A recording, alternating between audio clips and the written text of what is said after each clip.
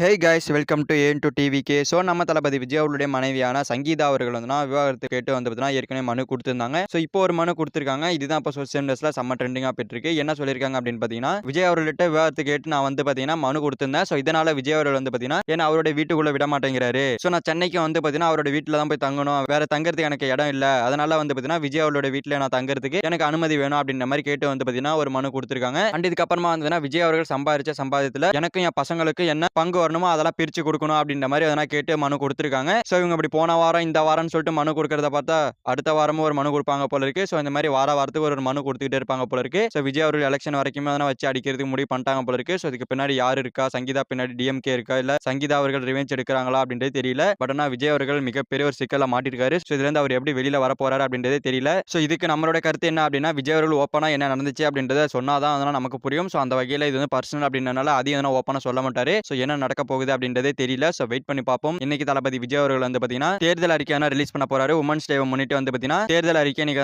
Evening meeting நடக்குது. So அதனால வந்து தேர்தல் அறிக்கை ரிலீஸ் பண்ணுவாரு. அண்ட் இது மட்டும் இல்லாம ஸ்பீச்சும் கொடுக்க போறாரு. ஸோ பார்ப்போம் அதுல ஏதாவது பேசுறாரா, அதுல ஏதாவது சொல்லியிருக்காரா அப்படின்றத பொறுத்து வந்து பார்ப்போம். அண்ட் சங்கீதா அவர்கள் மீண்டும் கொடுத்திருக்க மனுவை பத்தி உங்களோட பிரிண்ட் கமெண்ட்ல சொல்லுங்க. ஸோ இந்த வீடியோ பிடிச்சிருந்தா லைக் பண்ணிட்டு இந்த மாதிரி தளபதி பத்தின அப்டேட்ஸ் தெரிஞ்சுக்க நம்ம சேனல் சப்ஸ்கிரைப் பண்ணி சப்போர்ட் பண்ணுங்க. ஸோ தேங்க்யூ ஃபார் வாட்சிங். அடுத்த வீடியோல பார்க்கலாம். தேங்க்யூ.